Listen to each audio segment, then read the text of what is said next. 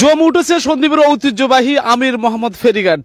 লাশসহ যাত্রী সাধারণ একটা আস্থার জায়গাতে পরিণত হয়েছে আমির মোহাম্মদ ফেরিঘাট, যেখানে গুপ্তছড়া ঘাটে এই মুহূর্তে হাঁটুর উপরেই কাদা ফানি মাটি মারিয়ে যাত্রা করতে হয়।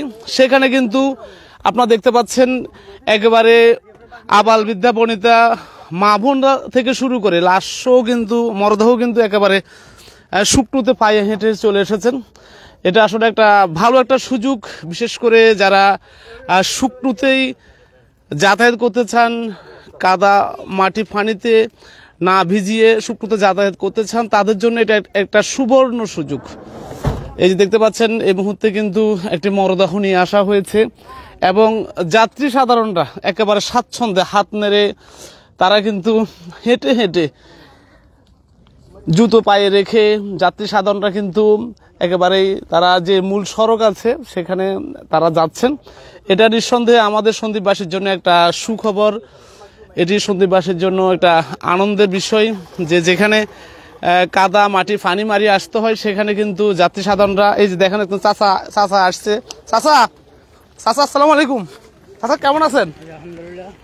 চাচা আপনার কি আসতে কষ্ট হয়েছে নাকি? না, আমাদের এখানে আসতে কোনো কষ্ট হয়নি, আমরা সুন্দরভাবে এখান থেকে আসছি। জুতা খোলা লাগছে? না, পাই জুতা ছাড়া আমরা জুতা খোলা লাগা নাই।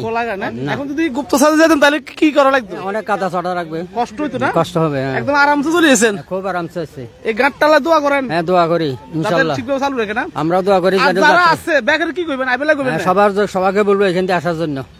আলি কি বউ দেখা আসা যে সুযোগ সুবিধা এখানে চলাফেরার জন্য সুযোগ সুবিধা আছে। সুযোগ সুবিধা না? হ্যাঁ, ধন্যবাদ ভাই। ঠিক আছে, এখানে দেখতে পাচ্ছি একটা।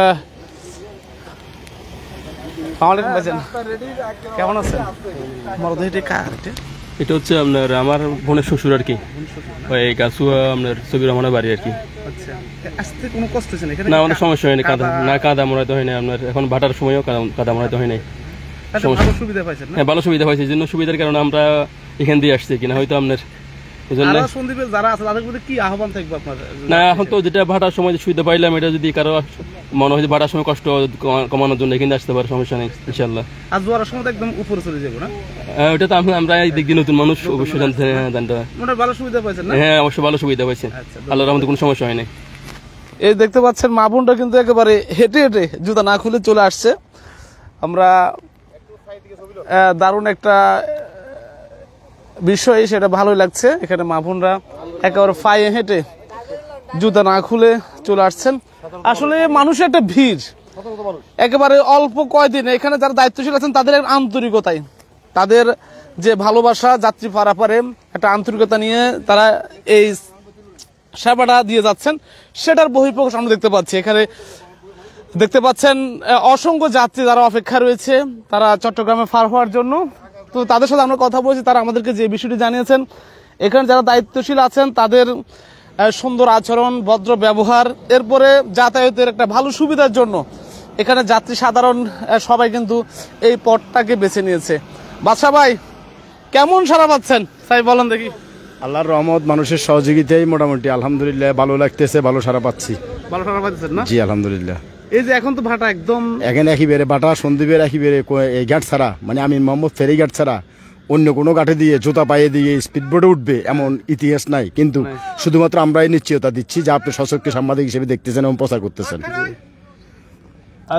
আর আমরা এখানে একটা অস্থায়ীভাবে পাঞ্জাখানা দিতেছি, কাজ চলে, নির্মাণ কাজ চলতেছে। এখানে পানির কলের ব্যবস্থা হয়েছে, এখানে টয়লেটের ব্যবস্থা হয়েছে। এখানে যে যাত্রীরা দূর দূরান্ত থেকে আসবে বা মাথা টাথা ঘুরাবে তাদের জন্য, তারা রেস্ট করার জন্য আমরা একটা খাট দিয়েছি, বিছনা দিয়েছি, বালিশ দিয়েছি। সার্বক্ষণিক মোটামুটি চেষ্টা করতেছি বা ভালো কিছু দেওয়ার জন্য। ওয়াশরুমের ব্যবস্থা রাখছেন? ওয়াশরুমের ব্যবস্থা রাখছি, এখানে নতুন করে ওয়াশরুম করছি, নতুন করে পানির কল করছি। কারণ এখানে কয়েকশো, আপনি দেখতেছেন কয়েকশো 300 কাজ করে, শ্রমিক কাজ করে। অনেক জেলেরা এখানে পানি খাওয়ার জন্য পাচ্ছে না, আর যাত্রীদের জন্য তো আছেই। তো সবকিছু মিলে এটা তো জনস্বার্থে করা হচ্ছে। এখানে ব্যাপক ইনভেস্ট করা হচ্ছে, মেধা খরচ করা হচ্ছে, পরিশ্রম করা হচ্ছে। বিসমিল্লাহি তাওয়াক্কাল তোলাল, আমরা করে যাচ্ছি, আল্লাহ যদি ভালো কিছু দেয় আর কি। যাই হোক, আপনার মাধ্যমে আমরা জেলা পরিষদকে বিনীতভাবে অনুরোধ করবো যাতে সন্দ্বীপ উপজেলা নির্বাহী কর্মকর্তা মহোদয়ের সাথে একটু বিবেচনা করে, হ্যাঁ, এটাকে যাতে আর একটু ডেভেলপ করা যায়। বিশেষ করে গাটমাইহাট থেকে পূর্ব দিকে আসতে আমরা টুকটাক সংস্কার করছি। আমরা ভালো যদি একটু সামান্য একটু সুযোগ সুবিধা পাই, অন্তত যাত্রীদের বৃহৎ স্বার্থে, তাহলে আমরা জাতিকে আরো ভালো কিছু দিতে পারবো ইনশাল্লাহ। হ্যাঁ, যাই হোক, আমরা কথা বলছিলাম জনাব মোহাম্মদ বাদশার সাথে। তিনি এই ঘাটের দায়িত্ব আছেন, মানবিক একজন ভাই। তাদের ঐকান্তিক প্রসেসটাই, আরো যারা দায়িত্বশীল আছেন তাদের ঐকান্তিক প্রসেসটাই একেবারে বন্ধ হয়ে যাওয়া আমির মোহাম্মদ ফেরিঘাট, এটি কিন্তু নতুনভাবে নতুন যৌবনে ফিরে এসেছে। যাত্রী সাধারণ স্বাচ্ছন্দ্যে এখানে পায়ে হেঁটে, কাদার সময়ও কিন্তু পায়ে হেঁটে তারা জুতা পরে তারা কিন্তু গাড়িতে উঠছেন। এটা আসলে শুধু যে আমরা উত্তরাঞ্চলের জন্য সুখবর সেটা বলবো না, অনেকে আছেন, অনেক বৃদ্ধ মা বোনরা আছেন, ভাইয়েরা আছেন, অসুস্থ রুগী আছেন, তাদেরকে কাদা মাটি ফানি মারিয়ে কিন্তু এই মুহূর্তে গুপ্তছড়া দিয়ে যাওয়া সম্ভব নয়। তারা এই জায়গা দিয়ে ব্যবহার করতে পারবেন, এটাই কিন্তু মনে করছি আমরা। অ্যাম্বুলেন্স, এই যে এটার তো একদম গাড়ি চলে আসছে, আমরা একটু দেখাই। একটা অ্যাম্বুলেন্স এর আগে চলে গেছে, কিন্তু এখন কিন্তু একটা। এই কামরুল ভাই, কি অবস্থা ভাই? আপনি কি যাত্রী আজকে নাকি?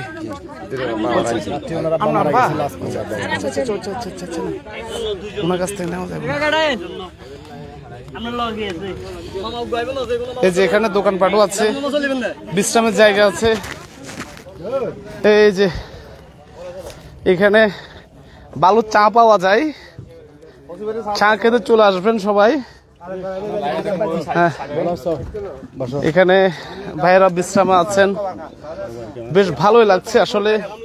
সন্দীপের কোন অর্জন সেটা খুব বেশি ভালো লাগে। এখানে বিশ্রামাগারও আছেন, এখানে নামাজের ব্যবস্থার জন্য পাঞ্জাখানা করা হচ্ছে। এখানে বিশ্রামাগার, যারা দূর দূরান্ত থেকে আসবেন, যারা অসুস্থ হয়ে যাবেন তাদের জন্য বিশ্রামেরও ব্যবস্থা আছে। যাই হোক, আমরা এই চমৎকার উদ্যোগকে আমরা স্বাগত জানাই। প্রিয় দর্শক শ্রোতা, কে কোথা থেকে যুক্ত আছেন, আমির মোহাম্মদ ফেরি। এখানে কিন্তু টয়লেটেরও ব্যবস্থা করা হয়েছে। এরপরে কল বসানো হয়েছে, ডিপ না, একটা চাপা কলও বসানো হয়েছে।